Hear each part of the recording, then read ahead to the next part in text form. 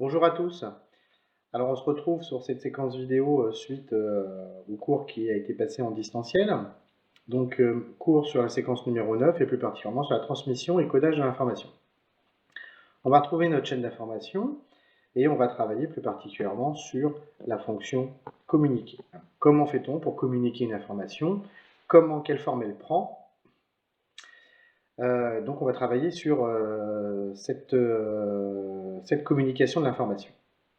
Alors, on le sait, et vous le savez particulièrement aujourd'hui, que le transport des data a pris une ampleur considérable, qu'aujourd'hui on utilise en permanence ces protocoles de communication qui sont par exemple la Wi-Fi, le 3G, la 4G, le Bluetooth, via vos smartphones d'ailleurs, aujourd'hui la 5G qui apparaît, et on voit en effet que ça prend de plus en plus d'ampleur, que les débits sont de plus en plus importants pour vous faciliter le transport de ces data.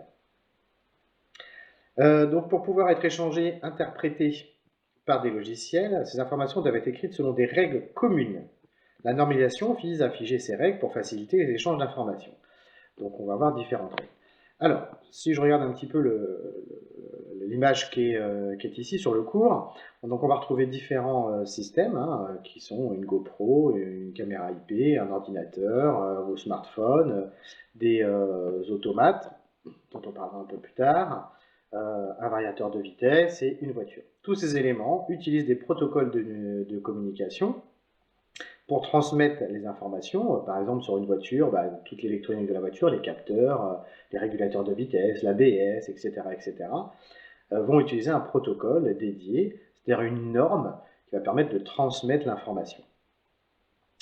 Alors, on ne va pas tous, évidemment, les traiter et les apprendre, en tout cas les voir, ces protocoles de communication. Pourquoi? Parce que déjà il en existe beaucoup plus et que ça serait complètement aberrant de les apprendre tous. On va en voir quelques-uns qui ne seront pas d'ailleurs à apprendre par cœur, mais en tout cas il va falloir essayer de comprendre comment est traité, comment est codé, comment on traite cette information en suivant par exemple le protocole BUSCA. Qu'est-ce qu'on vous dit? Alors, on vous dit que le monde physique est de nature analogique, en effet, dans quasiment la totalité des cas, le vent, le soleil, le son, etc., etc. Tout ça, ce sont des signaux analogiques. En contrepartie, le monde des ordinateurs et tout appareil d'ailleurs électronique, on le sait et vous le savez, ne traite que des informations numériques qui vont prendre deux états, soit 0, soit 1, donc des bits. Donc la numérisation va permettre de coder correctement l'information analogique en vue de le transporter vers d'autres périphériques. Ça, c'est des petits rappels. Je passe assez rapidement. Alors, évidemment, on va utiliser le convertisseur analogique numérique pour ce faire. Donc ici, je vous ai mis un petit schéma qui va représenter donc le fonctionnement de votre smartphone. Alors, j'ai un petit peu vulgarisé ce schéma. Pourquoi? Parce qu'il manque quelques éléments de démodulation, par exemple, qu'on verra en terminale, mais pour l'instant, ça nous intéresse peu. Donc, on a une onde ici, porteuse de notre signal numérique, qui va passer par un convertisseur analogique numérique, pour traiter l'information au niveau de votre smartphone. Cette information va passer dans un convertisseur numérique analogique. Pourquoi? Pour créer un son, pour pouvoir écouter, par exemple, la personne qui vous appelle. Donc voilà un petit peu, à l'intérieur, l'utilisation des convertisseurs analogiques numériques. C'est du rappel, on l'a vu dans une séquence précédente. Le convertisseur analogique numérique. Donc ici, vous avez l'exemple du convertisseur analogique numérique sur 3 bits, le convertisseur analogique numérique sur 4 bits. On se rappelle que l'échantillonnage est d'autant meilleur que la fréquence est élevée. On parle de vitesse et que le nombre de bits est grand. On parle de précision. Donc je vous laisse regarder un petit peu ça si vous vous en rappelez plus, mais je passe assez rapidement. Pourquoi? Parce que ça a déjà été traité. Rappel de la formule du convertisseur analogique numérique. Le nombre numérique est défini par 2 puissance n, le nombre de bits, moins 1, d'accord, on enlève le 0, et ensuite on a le rapport des tensions. La tension mesurée sur la tension de référence, on pourrait aussi l'appeler la tension d'alimentation. Par exemple, ici, dans notre exemple, c'est UE qui est égal à 10 volts pour URF. Rappel aussi sur la résolution, le quantum, formule du quantum, on rappelle, c'est la plus petite variation du signal analogique qui provoque un changement d'unité sur le signal numérique. Le quantum, c'est Vmax moins Vmini sur 2 puissance n moins 1. Le Vmax, tension maxi, moins Vmini. Alors très souvent, nous, on verra qu'on sera dans le cas où Vmini sera égal à 0 volts. D'accord? Donc on prendra la tension maxi, c'est-à-dire par exemple ici dans nos exemples qui sont juste au-dessus, la tension UE égale 10 volts. Et on pourra donc calculer le quantum en fonction du nombre de bits sur lequel on en a codé.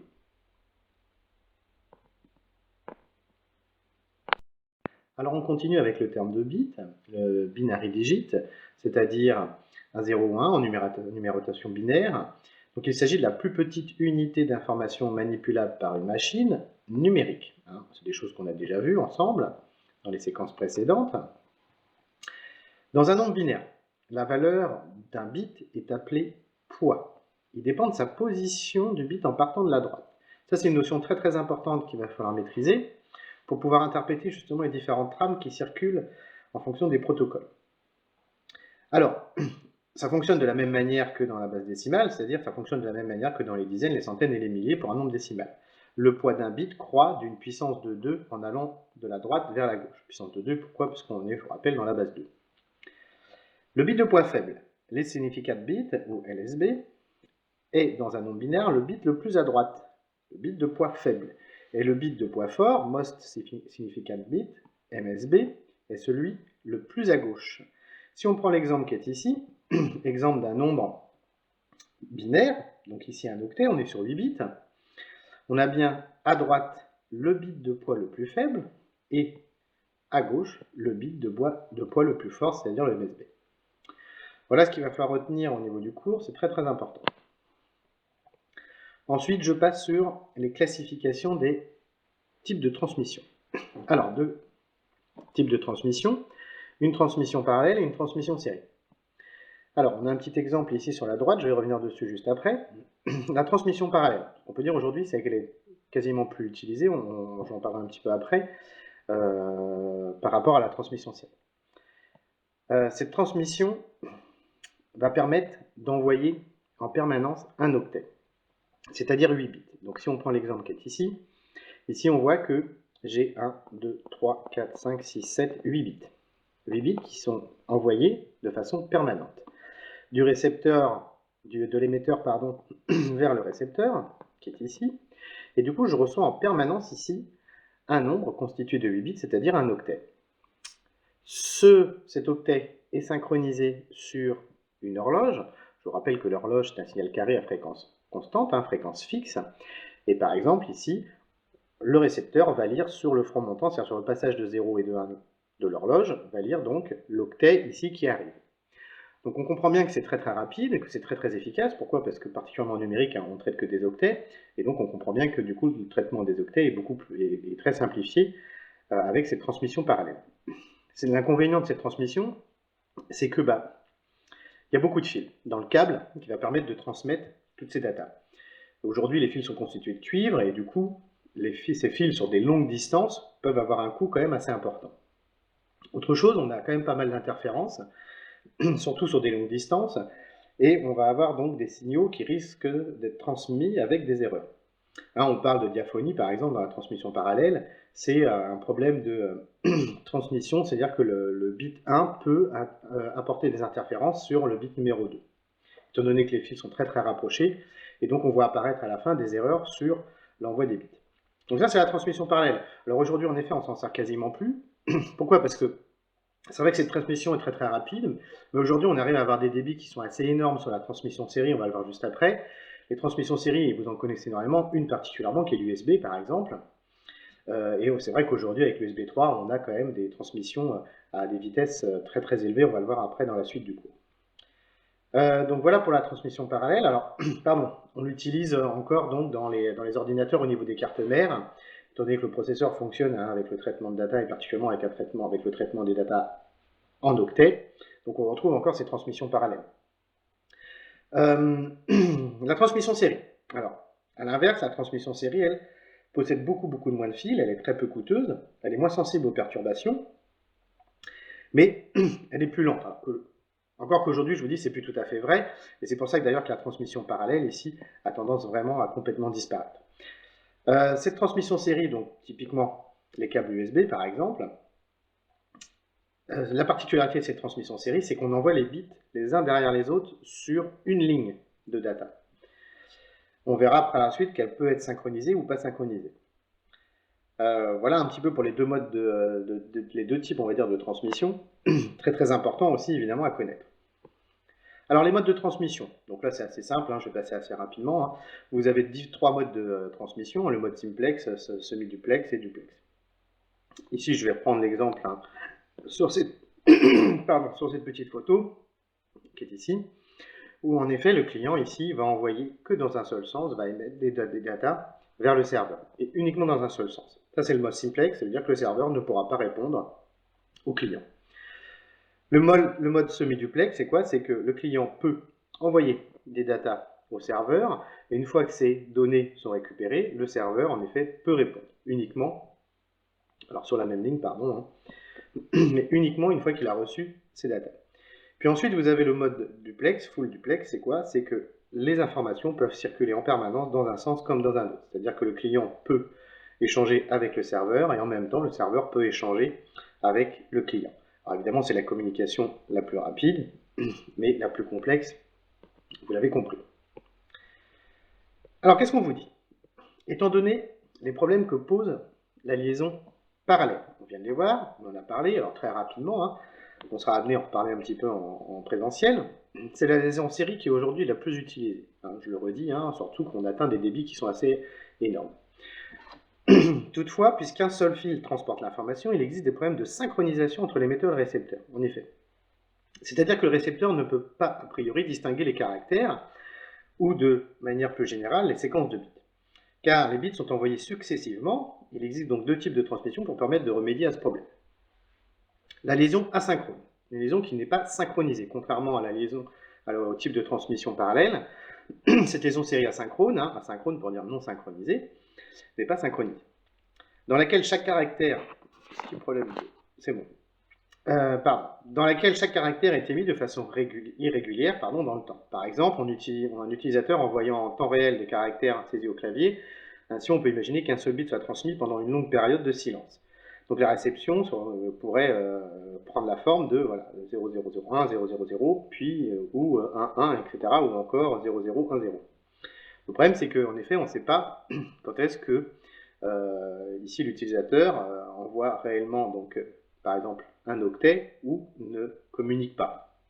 Donc, afin de remédier à ce problème, chaque caractère est précédé d'une information indiquant le début de la transmission. Hein, pour savoir, évidemment, quand est-ce que l'utilisateur va transmettre son caractère au clavier, on le verra en activité expérimentale d'ailleurs, pour savoir quand est-ce qu'il va appuyer sur la touche et que la trame constituée de 0 et de 1 va être transmise, eh ben, on va rajouter un bit au début de la transmission. Ce bit, il est appelé le bit de start. C'est-à-dire que je vais envoyer une information à mon récepteur, à mon serveur, pour dire, attention, l'envoi de la trame, c'est-à-dire des datas sous forme de 0 et 1 dans le monde numérique, démarre. Même chose pour lui dire que j'ai fini d'envoyer la trame, c'est-à-dire les caractères, les datas, le caractère ici par rapport à l'exemple qu'on a pris. Ce que je vais faire, c'est que je vais rajouter un bit à la fin qui sera mon bit de stop pour lui indiquer que la trame est finie et qu'elle a été transmise. Voilà ce qu'on est foncièrement obligé de rajouter sur les liaisons de type asynchrone. On va le voir par la suite. Ensuite, j'ai les liaisons synchrones, dans laquelle émetteur et récepteur sont cadencés à la même horloge. C'est ce qu'on a vu sur la transmission parallèle. Le récepteur reçoit de façon continue, même lorsque aucun bit n'est transmis, les informations au rythme où l'émetteur les envoie. C'est pour ça qu'il est nécessaire qu'émetteur et récepteur soient cadencés à la même vitesse, donc sur la même horloge. De plus, les informations supplémentaires sont insérées afin de garantir l'absence d'erreur lors de la transmission. On va rajouter en plus, hein, vous allez voir, des bits, hein, pour être sûr et certain que la trame, toutes les informations, donc des bits, donc l'information numérique, a été convenablement transmise. On continue avec le code ASCII. Alors, le code ASCII, c'est un code qui est utilisé en informatique pour coder les caractères, donc les différentes lettres, quelques symboles, etc. etc. Donc il est universellement utilisé pour les fichiers contenant des textes non cryptés, par exemple le .txt. Donc ainsi la phrase « Le prof m'a mis un X » qu'on va essayer de déterminer, donc la note sur 20 au dernier devoir. Elle est stockée de la manière suivante au sein d'un fichier texte codé sur 8 bits, c'est-à-dire un ASCII étendu, on va le voir par la suite. Alors ce que je vais vous proposer là, c'est de mettre ensuite sur pause pour pouvoir dans un premier temps déjà faire les conversions. Donc conversion en base 10, en base 16, ici en base 16, en base 10. Hein, essayez de vous rappeler un petit peu comment on a procédé au début de l'année pour pouvoir compléter votre tableau. Ensuite, vous remettez sur Play, hein, et on va donc corriger ensemble et aller essayer d'aller chercher donc la note ici en utilisant donc le code ASCII. Allez, je vous laisse mettre sur pause et vous me reprenez juste après. Donc, alors, on va compléter le tableau et puis on va voir un petit peu, on va essayer de trouver donc dans ce code quelle est la note ici que l'élève a reçue. Alors, moi, bon, très rapidement, hein, je vous complète le tableau, comme ça vous le prendrez. Ok, on est à 32 ici, on est à 70 là, ici à 72 donc en hexa. Là, 32, bon, je ne vais pas tout faire, hein, pas forcément d'intérêt. 6D pour le petit m. Ici pour l'apostrophe, on est à 27. Pour le A, 61, pardon. Et à nouveau le 20 en hexa, ce qui me donne 32 en base 10. Alors, on vous demandait donc d'effectuer les conversions et en exploitant le document fourni en X, déterminer la note X. Donc on va aller voir un petit peu comment est codé ce code ASCII. Il est codé en hexadécimal, il est codé sur 2 octets, donc sur 8 bits, avec 2 caractères. Alors, on va tout de suite voir ce code. Hop, le voici, le voilà. Alors, on va retrouver donc les 2 caractères du code hexa. Donc chaque caractère, je vous rappelle, en code hexa est codé sur 4 bits, ce qui me fait bien donc 2 caractères, donc 8 bits. Donc j'ai bien un octet. Par exemple, si on va prendre un petit exemple, je vais prendre, je ne sais pas, tiens, le 5, ici, codé en hexa, hein, donc on vous dit, attention, hein, que la colonne de gauche représente les 4 bits de poids faible, d'accord, et que la ligne de dessus représente les 4 bits de poids fort, d'accord. Vous voyez l'importance, hein, d'ailleurs, hein, du poids des différents bits, hein, qu'on a vu tout à l'heure. Parce que si je prends le 5 ici, donc on est bien sur le caractère de poids fort, et ici je vais prendre par exemple le 8, ici, c'est-à-dire que 58 en hexa, c'est-à-dire en base 16, correspond au caractère ASCII, on y va, hop, AX majuscule. Voilà comment on code les caractères avec le code ASCII.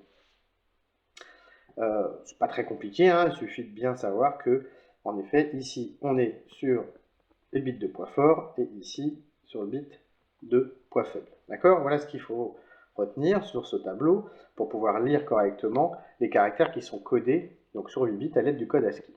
Je reviens maintenant sur mon exemple. On va être obligé de faire un petit peu de va-et-vient, c'est pas très agréable, mais c'est nécessaire. Alors, ici je peux identifier rapidement différentes choses. Je vais changer de couleur, je vais mettre en bleu. Je vais récupérer donc la phrase qui m'intéresse, qui est ici. Donc, mis 1, la note que je cherche sur 20. J'ai identifié tout à l'heure que le 32, c'était quoi? C'était l'espace. C'était le caractère espace. Pourquoi? Parce que je vois que, ici, sur la phrase du début, le espace prof, donc je vois que c'est le 32. Ici, le premier mot qui est mis est constitué de 3 caractères. Premier caractère, deuxième caractère, troisième caractère. D'accord? Ensuite, que je retrouve quoi? Le 0,32, c'est-à-dire mon espace. En effet, entre mi et 1, entre les deux mots, là, j'ai bien un espace. Ensuite, le 1 est constitué de 2 caractères. On va changer de couleur. Donc ici, le 1, qui est là. À nouveau, je devrais trouver quoi entre le 1 et la note que je cherche? Un espace, c'est bien le cas. J'ai bien 0,32 en base 10. Et ensuite, les deux prochains caractères, qui sont 0,48 et 0,56, correspondent à quoi? À ma note. Donc il va falloir convertir ces deux caractères en base 16. Donc on va y aller. Donc 48, alors je vais changer de couleur parce que là pour le coup on ne voit rien. Alors on a dit 48 ici en base 10 me donne donc 30 en base 16. Ensuite le deuxième, ça donc c'est le caractère, le premier caractère de la note. Le deuxième caractère étant 56. Ici on est en base 10. Je convertis en base 16. Et donc j'obtiens 38. Voilà pour les deux caractères que je cherche, sachant que le 30 en base 16 est le caractère de point fort. Donc on y va, 30 et 38, on retient. Donc on va aller voir mon code ASCII et on va essayer de récupérer la note de l'élève. Alors, on a dit donc 30 et 38. Alors on va commencer 30 en hexa. Hop, on se remet là. On va changer de couleur parce que j'ai déjà pas mal gribouillé. Donc 30, T2, point fort. 38, on est ici, on y va. Hop, j'ai bien le 8. Et ensuite, c'était quoi j'avais dit? Le 38, c'est le deuxième caractère. Hein, d'accord? Donc on sait déjà qu'il y a un 8. D'accord? Pour un deuxième caractère, donc sur 20. Donc le 8 étant ici. Donc on a le choix. Alors, c'est pas passé, mais je vais le mettre là. On a un 8 sur 20. D'accord? Il nous reste le caractère devant à trouver. Donc soit c'est 18, soit c'est 8. Donc le caractère, le premier caractère, donc, était donc, j'ai dit quoi? 30 tout à l'heure. Hein, donc 30, on prend le 0. Et ici, on voit qu'on est ici. Donc on a bien un 0 devant. On récupère donc 8, la note de 8 sur 20. Voilà comment sont codés les caractères ASCII. Je suis où? Je suis perdu. Voilà, c'est juste au-dessus. Donc la note ici qu'on cherchait correspond bien donc à 8 sur 20. Alors qu'est-ce qu'on vous dit? Il existe aujourd'hui de nombreuses normalisations permettant de coder tous les caractères, en effet. Hein, il y a l'Unicode, l'UTF-8 aussi, la dernière version qui est d'ailleurs l'UTF-8, hein, qui appartient à Unicode. On l'utilise aujourd'hui de façon, on va dire, elle est normalisée presque. Il faut savoir que dans l'UTF-8, on va retrouver quand même le code ASCII. Alors l'UTF-8, il va prendre donc 2 octets pour coder les caractères, qui est quand même beaucoup plus lourd que le code ASCII, hein, qui prend qu'un seul octet, lui, pour coder les caractères, mais va permettre de coder des caractères un peu plus complexes, par exemple, typiquement le E. Hein, on va utiliser donc l'UTF-8 pour réaliser donc le E avec accent. Voilà, tout ça n'est pas à savoir par cœur, hein, il faudra juste voilà, que vous sachiez un petit peu donc utiliser le code ASCII, on s'en servira cette année. Les questions de parité. Alors on l'a vu, tout ça étant sur des liaisons séries, hein, on est sur la liaison série ici pour le transfert de caractères, on va voir le protocole juste après d'ailleurs. Lorsqu'on transfère des caractères, il peut apparaître des erreurs de transmission. Modification d'un bit lorsque la trame est transmise. Donc si un bit a été modifié, on va recevoir donc le mauvais caractère. Donc pour éviter ce type d'erreur, on va rajouter ce qu'on appelle des bits de parité. Donc les bits de parité vont être rajoutés donc à la trame envoyée qui code le caractère. Ça c'est important. On définit 2 types de parité. On parle de parité paire, pardon, j'ai plus de stylo, on va reprendre. On parle de parité paire ou impaire. Vous voyez ici. Et alors là, attention, important, en parité paire, le bit de parité est positionné à 1 pour que le nombre total de bits à 1, y compris celui de la parité, soit pair. D'accord?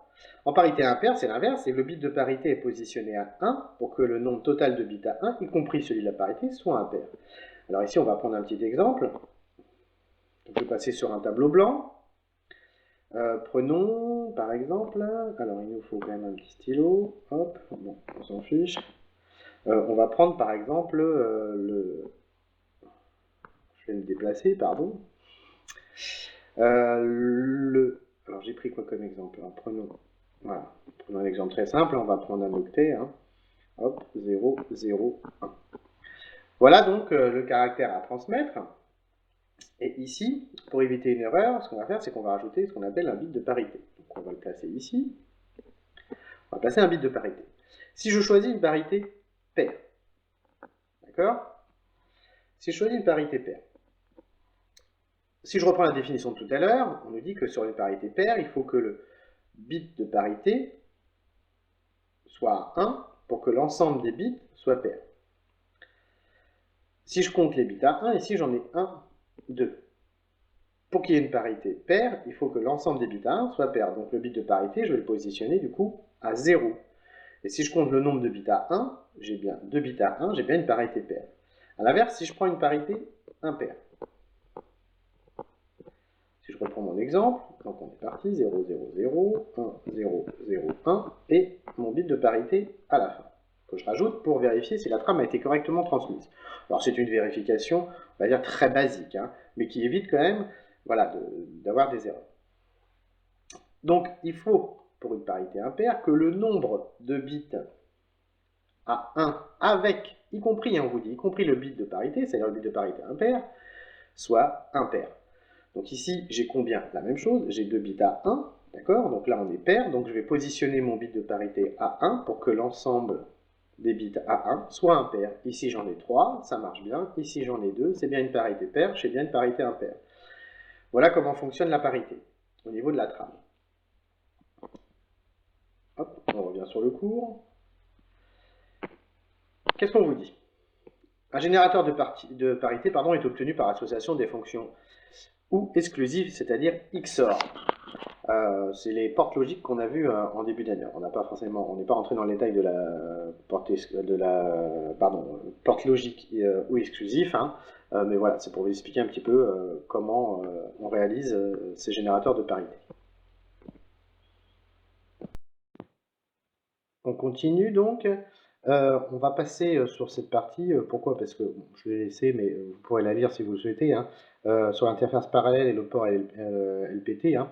Alors j'ai mis que c'est en voie de disparition, alors c'est même pas du tout en voie de disparition, hein, c'est qu'il a complètement disparu. Hein. C'était donc une transmission de type parallèle, hein, mais voilà, avec des débits élevés pour son époque, ce qui est plus vrai aujourd'hui. Hein.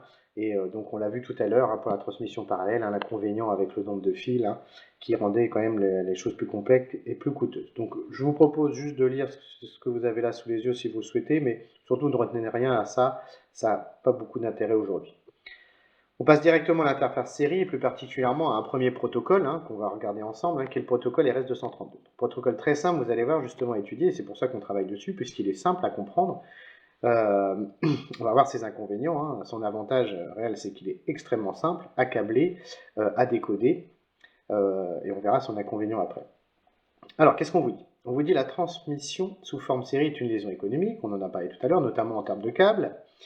Donc, elle est de plus en plus utilisée grâce à l'envolée des débits informatiques, c'est vrai. La limitation du nombre de fils est son gros atout, on en parle, c'est un petit peu redondant par rapport à tout à l'heure, mais c'est vraiment les choses qu'il faut retenir. Donc une liaison série est une ligne où les bits d'information 1 et 0 arrivent les uns après les autres par paquets, on appelle des paquets, hein, donc le nombre numérique c'est un paquet sur la trame. La transmission est la plus souvent asynchrone, c'est-à-dire sans clock, sans horloge, hein, asynchrone, on en a parlé tout à l'heure. Alors, la liaison RS232, en effet, très ancienne, ne permet pas des débits très élevés.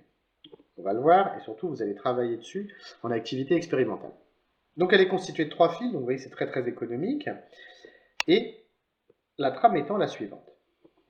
Donc ici, on est vraiment sur une norme, hein, c'est la liaison RS232, hein, c'est la norme utilisée donc, pour communiquer donc, les datas à travers ce protocole RS232. Alors, sur cette trame, qu'est-ce qu'on voit? On en a parlé tout à l'heure. On voit qu'au repos, la trame est à un niveau 1 logique. 0 et 1. Donc on est au niveau 1 logique.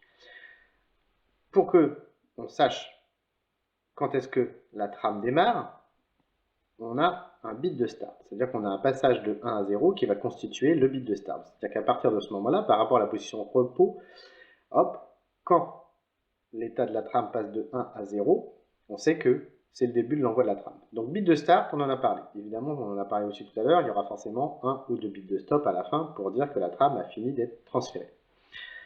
Une fois que le bit de start a été créé, qu'est-ce qu'on voit? On voit apparaître nos datas qui sont là, sont données sur 8 bits, donc on transfère un octet. Donc ici, on a un 1, 0, 0, 0, 0, 0, 1, 0. D'accord? Ça, c'est bien mon octet qui a été transmis au niveau de ma trame. Ensuite, j'ai le bit de parité, on vient de le présenter. Ce bit va permettre de vérifier que, pardon, qu'il n'y a pas eu d'erreur au niveau du transfert de ma trame, donc de mon caractère par exemple, hein, on l'a vu tout à l'heure, qui était codé en ASCII, c'est exactement ce qui se passe. Hein. Ici on est bien sur un caractère codé sur 8 bits, ça peut être tout à fait la trame d'un caractère. Et ensuite derrière le bit de parité, je peux avoir un ou deux bits de stop, ça on le définit exactement comme on veut quand on crée le protocole de communication RS232. Ensuite ma trame reste au repos, et à nouveau, hop, je redémarre la trame suivante avec le passage d'un bit du repos vers le bit de start. Pardon. Alors, qu'est-ce qu'on vous dit par la suite? Donc pour synchroniser les échanges, on ajoute un bit de start ou de bit de stop, on l'a vu, le bit de start permet de synchroniser les échanges des émetteurs et des récepteurs, très bien. Les bits de stop, eux, sont facultatifs et permettent de replacer la ligne au niveau. D'accord? Quand le bit de parité, on en a parlé, il permet de vérifier donc la bonne réception des données. Alors, l'avantage, on revient dessus, même si je vous l'ai dit tout à l'heure, très simple à réaliser, en effet, très facile à câbler, inconvénient en effet sur le protocole RS232, hein, parce qu'il faut savoir que la transmission de série aussi, l'USB, pardon, fait partie des transmissions série. Et là, on n'est plus du tout sur des débits faibles, hein, on est sur des débits très très élevés. On va le voir, on est au-delà du 4 gigabits par seconde, ce qui est énorme aujourd'hui avec l'USB 3. Mais sur le RS232, on a des débits très faibles. Les connecteurs, je passe, pas très intéressant, hein. Vous le lisez, mais je passe. Tout ça, je passe. Qu'est-ce qu'il faut retenir? Alors, chose importante. Là, ici, on vient de voir la trame, c'est-à-dire la constitution des datas, des bits de stop, de bits de parité, de bits de start.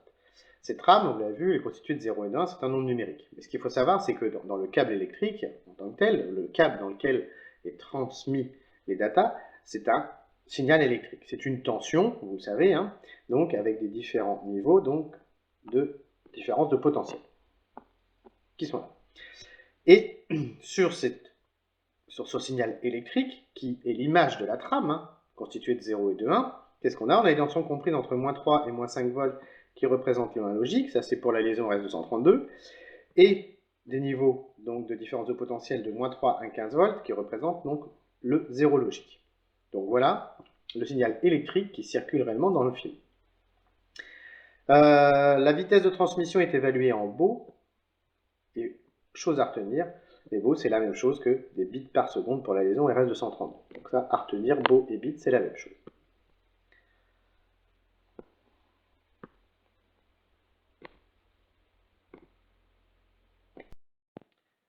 On continue avec un nouveau protocole, donc le protocole RS232, donc protocole de type série. À nouveau, on est sur un protocole donc, de type série qui est le protocole USB, que vous connaissez très très bien, hein.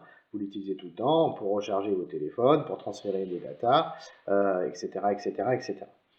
Alors, Universal Serial Bus, qui est l'USB, est une connexion à haute vitesse, en effet, qui permet de connecter les périphériques externes à un ordinateur. Le bus fournit l'alimentation électrique au périphérique sous 5 volts. D'accord? C'est-à-dire que grâce au port, enfin au protocole USB et donc au câble USB, on peut alimenter donc les systèmes sous 5 volts avec une limite quand même de 500 mA. Ce qui limite certaines choses. On a déjà parlé un petit peu quand on avait fait l'activité expérimentale sur la main robotisée avec les cerveaux moteurs, où on était obligé d'apporter une alimentation externe pour les cerveaux moteurs, parce que l'USB, le port USB de l'ordinateur connecté aux cartes microbits ne permettait pas d'alimenter correctement les cerveaux moteurs. Les cerveaux moteurs donc absorbaient trop de courant.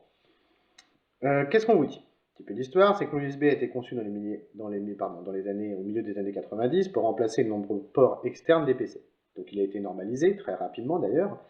Donc les premières versions qui étaient l'USB 1.0 et 1.1, deux vitesses de communication sont possibles, 1,5 mégabits et donc 12 mégabits. On a vu apparaître dans les années 2000 l'USB 2, qui a été une grosse révolution au niveau donc, des vitesses de transfert, où on arrivait à atteindre donc 400 mégabits par seconde. J'avance un petit peu. Je passe sur les connecteurs, vous pouvez lire, pour passer directement à l'USB 3, introduit donc en 2008, qui lui permet d'atteindre des vitesses de 4,4 gigabits par seconde. C'est énorme, et là on s'aperçoit qu'aujourd'hui, en effet, ça a été standardisé, on a même l'USB de type C aujourd'hui, qui est apparu. Voilà, on est sur des débits qui sont tels qu'on comprend bien que voilà, les protocoles de type de transfert des data de type parallèle sont devenus obsolètes. Alors, sur quel mode de fonctionnement est l'USB? Sur le code NRZ. Alors, je passe le schéma de câblage d'USB. On peut le regarder aller très, très rapidement, juste pour vous dire qu'en effet, l'USB 3 est compatible avec l'USB 2. On va retrouver ici mes deux câbles, des datas sur l'USB 2. Les câbles d'alimentation, on en a parlé, pour générer mon 5 volts, donc pour pouvoir alimenter mes systèmes. Et on voit apparaître en effet l'USB 3 ici, où on a plus de fils quand même. Alors toujours beaucoup moins quand même que les transferts de type parallèle, mais forcément plus de fils pour transférer plus de données et avoir des débits assez énormes. Le protocole USB fonctionne sur ce qu'on appelle le NRZI, qui est le non-retour à zéro inversé. Alors, comment ça se passe au niveau des trames? Eh bien, tant que la trame ne change pas d'état, on définit un logique. Quand la trame change d'état, systématiquement, à chaque fois qu'il y aura un changement d'état, je définis un 0 logique. À nouveau, la trame ne change plus d'état, j'ai un 1 logique, etc., etc., etc. Voilà, on parle de code NRZI, qui est le code de non-retour à 0 inversé. Voilà pour le protocole USB. Je ne rentre pas plus dans le détail sur ce protocole, c'est un protocole, il faut savoir quand même, qui est assez complexe. Il y a peu de chances qu'on l'étudie dans son ensemble cette année. Il est assez complexe à décoder. On le verra peut-être sur les volants à retour de force et on fera peut-être juste un calcul de débit en TD sur le transfert des datas entre le volant à retour de force et l'ordinateur. Voilà, volant à retour de force de jeu, hein, j'entends. Allez, j'avance. Ensuite, on va passer sur les bus de terrain. Alors, toujours protocole de petite série. Alors, les bus de terrain, important, très très important, on les utilise énormément aussi. Je me prends un petit stylo. Les bus de terrain sont utilisés lorsqu'on a des messages courts à transmettre et qu'on souhaite des temps de réaction courts et de grande fiabilité. En effet, le mot fiabilité ici va être primordial. Il faut que ce soit très fiable, on l'utilise énormément et plus particulièrement le buscan qu'on va voir par la suite dans tout ce qui est les véhicules. On a beaucoup de vibrations, il y a beaucoup de perturbations dans les véhicules, hein. Il faut savoir, et du coup on a besoin de transferts de données ultra fiables. On ne peut pas se permettre qu'il y ait des erreurs, qu'il y ait des problèmes de perturbation, d'interférence dans le transfert des datas, c'est-à-dire dans la transmission des trames d'un élément à un autre. Plus particulièrement aujourd'hui, pourquoi? Parce qu'on a des capteurs partout dans les voitures, mais vraiment partout. Vous avez des capteurs de pression de pneus, des capteurs de vitesse, capteurs de température, enfin j'en passe des meilleurs, c'est assez énorme. Aujourd'hui dans une voiture, on ne peut pas se permettre en effet d'avoir des erreurs dans les trames transmises. Donc il nous faut une grande fiabilité et c'est ce que les bus de terrain permettent d'avoir. Je viens de le faire, hein, donc je passe. Alors la trame de bus de terrain qu'on va regarder ensemble, hein, qui n'est surtout pas à savoir par cœur, hein, je vous l'ai dit. Hein. Vous voyez que le but n'est pas d'apprendre les trames par cœur, il faut juste savoir les décoder. Avec donc généralement la norme. Hein. Ce qu'il faut savoir, c'est que sur les sujets, hein, on vous apportera toujours le protocole correctement expliqué. Hein. Vous n'avez pas à connaître les protocoles par cœur. Par contre, vous devez savoir vous récupérer donc la norme du protocole pour pouvoir extraire les datas d'une trame. Voilà ce qu'on va vous demander dans un sujet de type bac.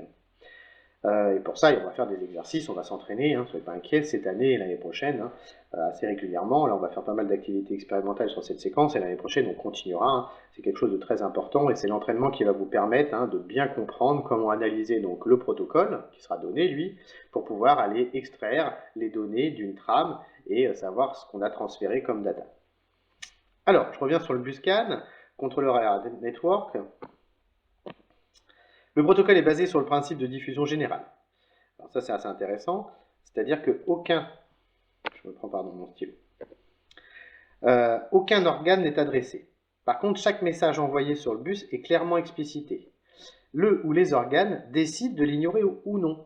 Ça veut dire que j'envoie ma trame, mon information, elle circule sur tout l'ensemble de mon réseau électrique, et les organes vont l'avoir passée, et ils décident eux-mêmes de savoir si ça leur correspond, si c'est une trame qui les intéresse ou pas. C'est-à-dire soit ils vont la lire pour extraire les datas et, faire quelque chose, indiquer par exemple que la pression des pneus est insuffisante, ou pas. D'accord? Donc ça veut dire qu'il y a énormément de trames qui circulent sur ce bus de terrain.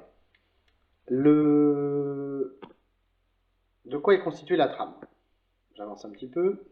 Alors, je vous le dis, surtout pas savoir par cœur, et vous le comprenez, hein, c'est très lourd. Voilà, la trame est constituée ici de ces différents champs. On va passer assez rapidement dessus, surtout qu'on fera des exemples, des exercices dessus, on rappellera à nouveau le protocole du buscan.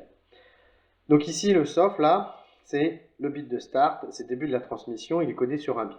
D'accord? Après, vous avez 11 bits pour l'identificateur, c'est ce champ qui sert d'identifiant pour les données transportées. C'est-à-dire que c'est à partir de là que les organes vont savoir si ils vont lire cette trame ou l'ignorer.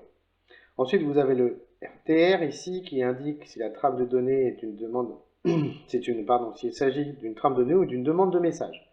Donc on peut avoir différentes procédures, hein. On peut avoir une trame de données, on peut poser une question. Voilà, tout simplement. C'est une demande de message, je vais interroger un organe. Ensuite, vous avez le champ de contrôle, le champ de sécurité qui permet de détecter une erreur dans la transmission. Alors, évidemment, vous avez, on ne l'a pas dit, mais champ de commande, le DLC, etc. Et vous avez évidemment les datas hein, qui sont codées entre 0 et 64 bits, d'accord. Ensuite, vous avez donc l'acknowledge, j'arrive ici. Hein. L'acknowledge, en anglais, ou plutôt traduction française, c'est l'acquittement. L'acknowledge sert à quoi? À s'acquitter des tâches précédentes. Si vous avez quelque chose à retenir, c'est ça. C'est-à-dire, c'est la traduction du mot acknowledge, c'est l'acquittement. C'est-à-dire que ces 2 bits ici vont nous permettre de s'acquitter de ce qui a été transféré avant. C'est-à-dire de tout simplement à un moment donné dire ok, voilà, ça a été fait, ok, c'est fait. Je valide que ça soit bien fait et pour ce faire, j'utilise 2 bits pour dire que je l'ai bien fait. Je me suis acquitté de la tâche précédente. Hein, important, on le reverra sur le protocole I2C aussi, en activité expérimentale sur l'activité expérimentale sur la réalité virtuelle. Et enfin, on a le fin de champ, hein, signal de la fin de la transmission. Alors les avantages, hein, facile à câbler, très peu sensible aux perturbations, hein, j'en ai parlé. L'inconvénient, c'est les débits moyens qui diminuent très fortement avec l'allongement des lignes, en effet. Donc voilà pour le buscade. Alors, j'ai quelques exemples de transmission série pour conclure sur ce cours. Je vous l'ai dit, hein, on ne les verra pas tous. Hein. Je m'arrête un petit peu sur ces différents protocoles. Donc on a la fibre optique, le serial data. Hein. Le serial data, c'est le transfert des données qu'on utilise des disques durs donc, vers la carte mère, par exemple. Vous avez le RS-232, on en a parlé tout à l'heure, hein, UART, je ne vais pas rentrer dans tous les détails. L'I2C, qui a été réalisé pour le coup par Philips. Dans les années 80, hein, pour leur téléviseur au départ, hein, c'était pour communiquer donc les informations dans leur téléviseur, et c'est un protocole qui a été normalisé, qui est énormément utilisé aujourd'hui. Hein. Vous l'avez vu passer certainement dans les cartes microbit et dans les cartes Arduino. Hein. On utilise énormément ce protocole pour faire communiquer les capteurs avec les cartes à base de microcontrôleurs. Le RS485 qui est un autre protocole de type série. Hein. Alors tout ça, vous l'avez vu, hein, on est sur la transmission série. Un peu plus performant que le RS232. Vous avez l'Ethernet, donc ça on le verra l'année prochaine. Et puis les PCI Express, à nouveau, ça, communication entre les cartes et les cartes mères, l'USB, etc., etc., etc. Voilà un petit peu pour l'ensemble quelques exemples des transmissions série. Voilà, je vais conclure sur ce cours. Je vous l'ai dit, je voulais que ça soit rapide parce que je ne voulais pas que ça soit trop long pour éviter que la vidéo dure trop longtemps. Ce que je vous conseille, c'est de bien relire le cours. Voilà, reprenez peut-être les vidéos si vous en avez besoin. On refera une synthèse ensemble du cours pour les problèmes de compréhension. Donc vous pouvez d'ores et déjà préparer une liste de questions sur des points que vous n'avez pas très bien saisis, et ça serait tout à fait normal, hein, c'était un petit peu rapide. Donc on reviendra dessus hein, la semaine prochaine. Et voilà, préparer une vraie liste de questions hein, sur les points difficiles, hein, et ensuite on fera, de toute façon on va faire des exercices, et puis surtout on va faire de l'activité expérimentale, puisque c'est une séquence qui est vraiment dédiée à ça, hein, à traiter justement de l'analyse de trame, mais de façon expérimentale. C'est-à-dire qu'on va vraiment mesurer, on va afficher des trames à l'aide d'oscilloscope, et on va pouvoir traiter et travailler dessus en fonction des différents protocoles. Voilà, je vous souhaite bon courage, et je vous dis à la semaine prochaine. Au revoir.